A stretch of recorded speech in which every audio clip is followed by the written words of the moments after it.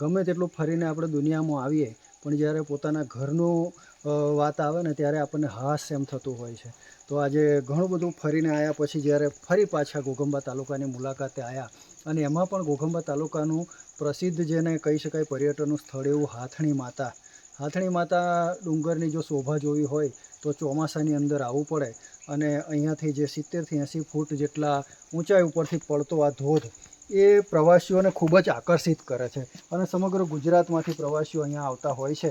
જે જગ્યા ઉપર અત્યારે આપણે ઊભા છે અહીંયાથી તો પાણી વહેતું હોય અને આની અંદરથી ઘણી વખત રસ્તા એટલે કે દોરડા બાંધીને પણ આપણે પસાર થવું પડતું હોય છે, એટલું વહેણ હોય છે.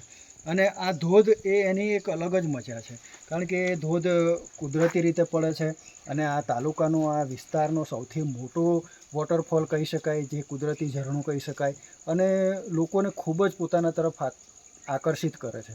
અને બીજું કે આ ધોધની જે રમણીયતા છે, આજુબાજુ જે આપણે પ્રકૃતિએ પોતાનો જે આમ શોભા વિખેરેલી છે, કુદરતે જે કુદરતી વાતાવરણ ઊભું કર્યું છે, આ કણજના ઝાડ જોઈએ અને ચારે તરફ પથ્થરોની ગિરિમાળાઓ અને મોટા મોટા પથ્થરોની વિશાળ શિલાઓ વચ્ચેથી પસાર થવાનો જે રોમાંચ છે, જે આનંદ છે, એ આપણને ઘણા બધા રૂપિયા ખર્ચી અને વોટર પાર્કની અંદર જઈએ ને તો પણ આવો આનંદ નથી મળતો.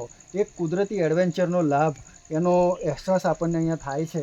એવું આ હાથણી માતાનું સ્થળ છે. અત્યારે મે મહિનાની બળબડતી ગરમી ચાલી રહી છે, બરાબર ઉનાળો ચરમસીમા ઉપર છે. બપોરે નીકળીએ તો ઉપરથી આકાશમાંથી ચકલા પણ નીચે પડે ને તો મરી જાય એવી પરિસ્થિતિ છે. અને એવા સંજોગોમાં અત્યારે લગભગ 5:30 વાગવા આવ્યા છે ત્યારે અમે હાથણી માતાના આ ધોધની જે જગ્યા છે ત્યાં પહોંચ્યા છીએ. અત્યારે પણ ઝરણું એ પોતાનું અસ્તિત્વ ટકાવવા માટે જાણે કે આમ મથામણ કરી રહ્યું હોય, કોઈક ઉંમરલાયક ઘરડો વ્યક્તિ હોય અને જિંદગીના થોડાક દિવસો બાકી રહ્યા અને જીવવા માટે એમ મથામણ કરતો હોય એમ આ ઝરણું એ એક તરફ પોતાની જીવંતતાને પકડી રાખવા માટે, ટકાવી રાખવા માટે મથામણ કરી રહ્યો છે, મહેનત કરી રહ્યો છે. તો બીજી તરફ એવું પણ કહી શકાય કે આ પથ્થરો અને આ જે કુદરતી વૃક્ષો અને ઝાડવાઓ છે એ વરસાદની જાણે કે રાહ જોઈ રહ્યા છે. અને એવું લાગે છે કે ક્યારે વરસાદ આવે, ક્યારે વરસાદ આવે.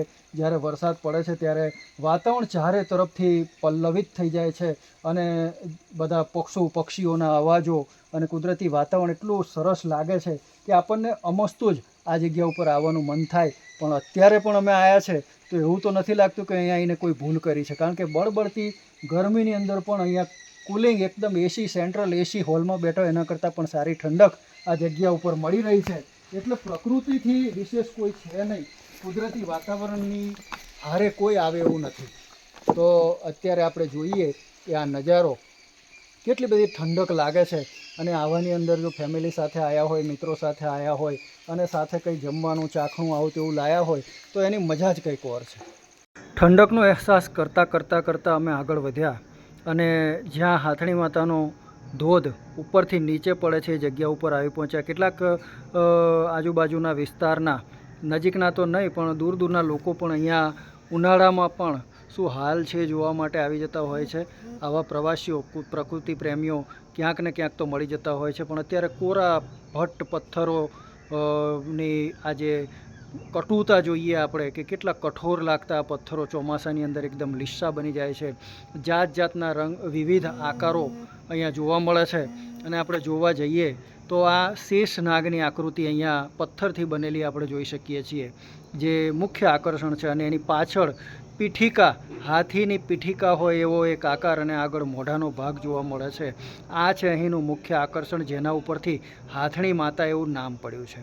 ઇતિહાસમાં તો નહીં પરંતુ પૂર્વજો જે અમારા આજુબાજુના વડવાઓ, ઘડિયાળ જે ઉંમરલાયક લોકો, એમનું જો માનીએ તો એમનું કહેવું છે કે આ આખો પહાડ એ પોલાણવાળો પહાડ છે અને અનેક ગુફાઓ એની અંદર છે. અને એ ગુફાઓની અંદર પહેલાંના સમયમાં વડવાઓ, કેટલાક જે ઘડિયા લોકો છે એ ગુફાની અંદર અજાણતા ઘૂસી ગયા હતા કુતૂહલવશ, અને ત્યાં પછી એમણે 2-3 દિવસ સુધી રોકાણ કર્યું હતું એવું પણ જાણવા મળે છે. લોકમુખે એવી ચર્ચાઓ પણ જાણવા મળે છે કે આ ગુફાઓની અંદર ચાલતા 2-3 દિવસ સુધી નીકળી ગયા હતા અને ત્યાં એમણે વહેતિયાઓની એટલે કે નાના નાના બટુકડા જે માનવીઓ એમની દુનિયા જોઈ હતી અને એમની મહેમાનગતિ માણી હતી. અને પછી આ જે આપણા જે જૂના જમાનાના લોકો છે એ ઉંમરલાયક લોકો અત્યારે તો આ દુનિયામાં નથી રહ્યા, પણ એ લોકો પછી ત્યાંથી નીકળી આવ્યા હતા. તો એવી રીતે આ અનેક ખૂબીઓ ધરાવતું આ સ્થાન, ખાસ તો એક વોટરફોલ કુદરતી ઝરણા તરીકે પ્રખ્યાત છે. અને અહીંયા ચોમાસાની અંદર ખૂબ જ આખા ગુજરાતમાંથી લોકો આવે છે અને દર્શન કરી અને ખૂબ જ આનંદિત થઈ જાય છે અને પુલકિત થઈ અને જતા હોય છે. એવા હાથણી માતાનો નજારો તમને બતાવ્યો છે. વિડીયો તમને કેવો લાગ્યો તે ખાસ જણાવજો. લક્ષ્મણ રાઠવા સાથે આજે અમે આ એક ઐતિહાસિક સ્થળની મુલાકાત લીધી છે, જ્યાં કુદરતે અનેક આકૃતિઓ ઊભી કરી અને એક આકર્ષણ મૂકેલું જોવા મળે છે. આવી ગયા આપણે હાથણી માતા પાસે.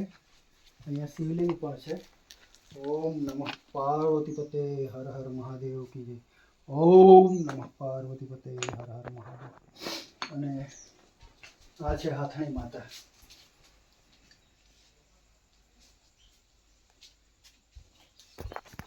આ શેષનાગ છે ને? એ શેષનાગ છે. આ છે